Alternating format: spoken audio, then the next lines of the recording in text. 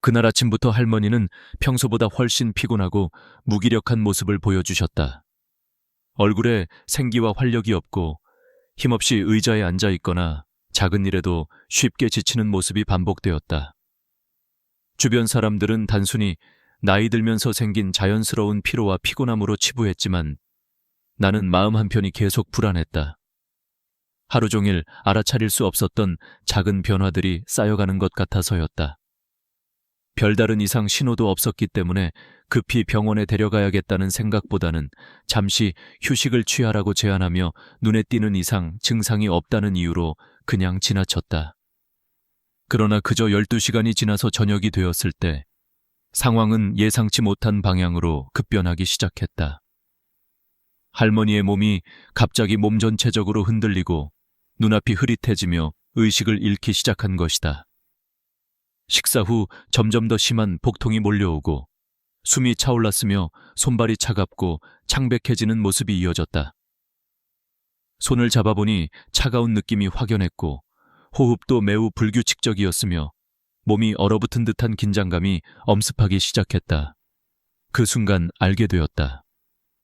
단순한 소화불량이나 가벼운 피로의 문제가 아니었다.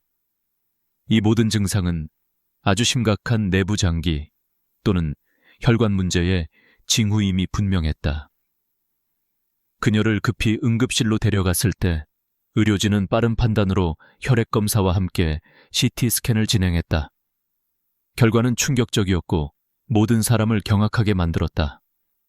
혈관 내부의 검은 잔여물이 광범위하게 형성되어 있었고 그것이 혈관 벽에 끼어들어 혈류 흐름을 극히 제한하는 모습이 명확하게 드러났다. 이 잔여물은 혈관 내에 발생한 혈전이나 플라크의 일부였으며 그 양과 위치는 치명적인 혈관 손상을 예고하고 있었다. 의료진들은 즉시 이 환자의 건강이 매우 위태로운 상태임을 직감했고 그녀가 아직 생명을 유지하고 있다는 사실이 다행이었을 뿐 최악의 상황이 언제든 닥칠 수 있음을 느꼈다. 이상 증상이 갑자기 나타난 것부터가 이미 치명적인 신호임을 알 수 있었다.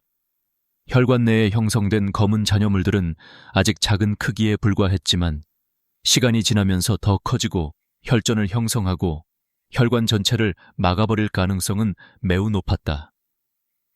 만약 이런 혈전이 갑자기 혈관을 완전 차단하거나 혈관 벽이 파열되면서 혈액이 주변 조직으로 일시적으로 흘러나가게 된다면 그 순간 치명적인 뇌졸중이나 심장마비가 일어날 수 있었다.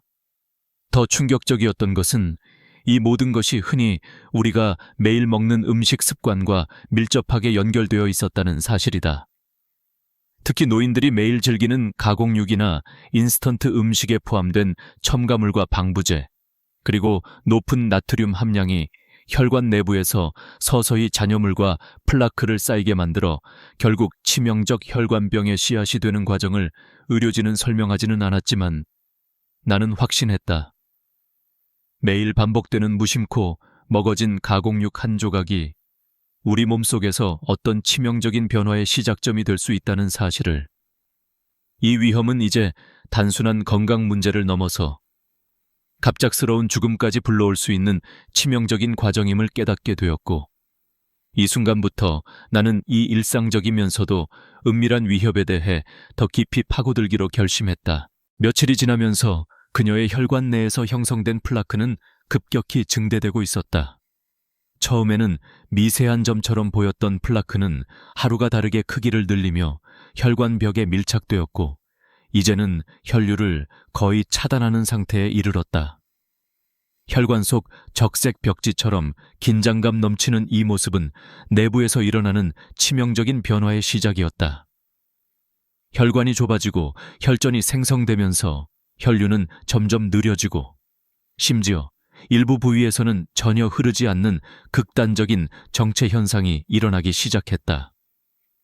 이로 인해 뇌와 심장으로 가는 혈액 공급이 급격하게 감소하며 산소와 영양분이 제대로 전달되지 않기 시작했다. 이 시점에서 그녀의 몸은 이미 심각한 위험에 빠져 있었다.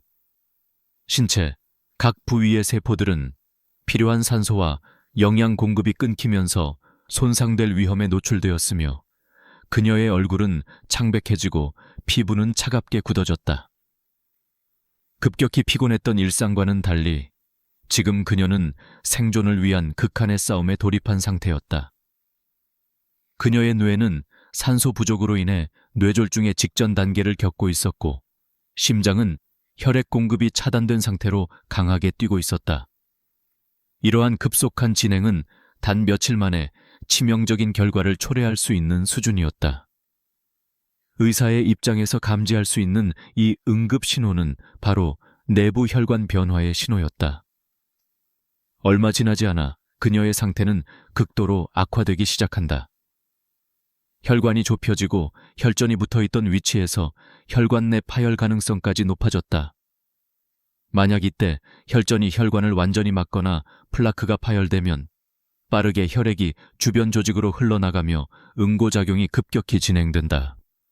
그 짧은 순간에 혈전이 혈관을 완전히 차단하거나 혈관벽이 파열되어 혈액이 주변 뇌조직이나 심장 근육으로 유출된다면 즉시 돌연사가 일어날 수 있다.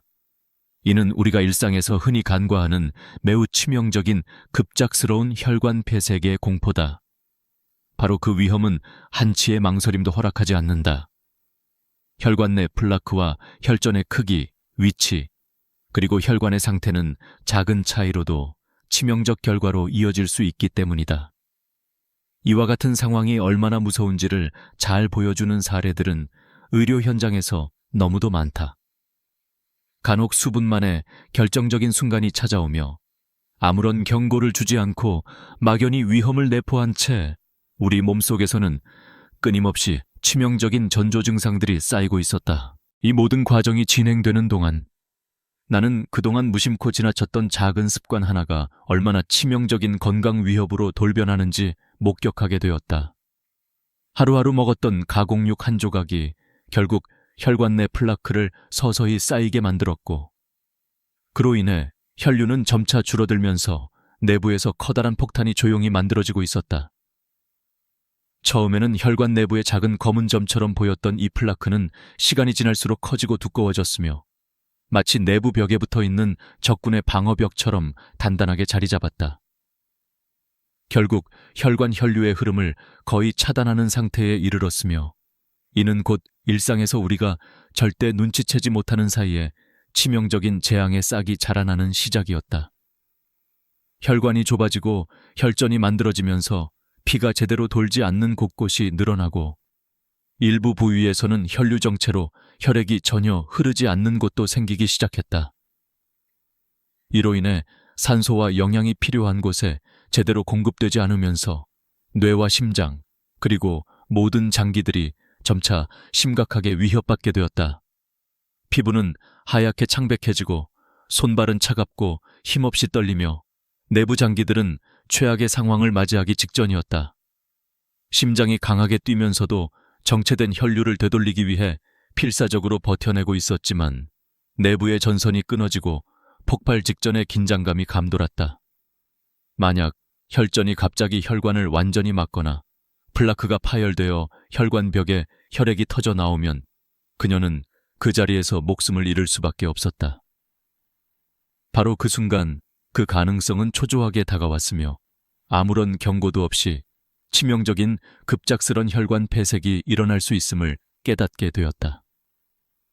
내 관점에서 보았을 때 이 모든 현상은 단순한 건강 문제가 아니라 일종의 치명적인 시한폭탄이었던 것이다.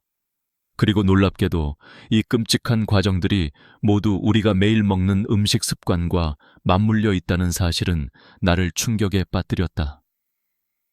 특히 가공육과 인스턴트 식품에 포함된 방부제, 첨가물, 그리고 높은 나트륨 함량이 혈관 내부의 벽에 검은 잔여물과 플라크를 축적시키는 주요 원인이라는 것은 이미 익히 알려진 사실이었지만 나는 실감할 수 있었다. 하루하루 무심코 먹던 가공육 한 조각이 내부에서 얼마나 치명적인 변화를 만들어내는지, 그리고 그것이 결국 치명적인 혈관병의 씨앗이 되어가는 과정이었다. 이 위험은 이제 단순한 건강 피로와 섣부른 방심을 넘어 돌연사를 불러오는 치명적인 위험성으로 커졌음을 깨달았고, 그 순간부터 나는 이 일상 속 은밀한 위협에 대해 더 깊이 파고들기로 마음먹었다.